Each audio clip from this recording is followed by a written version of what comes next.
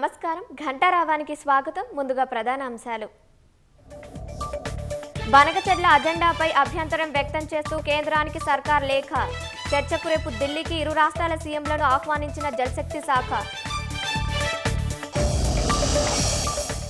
Hyderabad మలక్పేట్లో CPI రాష్ట్ర committee సభ్యుడిపై కాల్పులు.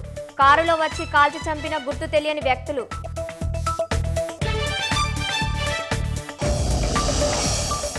పాత కక్షల నేపథ్యంలోనే కాల్పులు జరిగినట్లు పోలీసుల అనుమానం.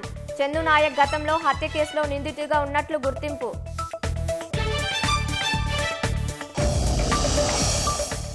ఏసీపీ అదుపులో నీటిపారుదల శాఖ మాజీ ఎన్సీ మురళీధర్ రావు.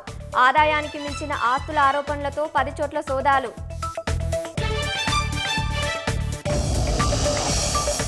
ప్రొఫెసర్ లైంగిక వేధింపులతో ఆత్మహత్య చేసుకున్న విద్యార్థిని మృతి. ఒడిశాలోని బాలాసోర్ భువనేశ్వర్లో కొనసాగుతున్న ఆందోళనలు.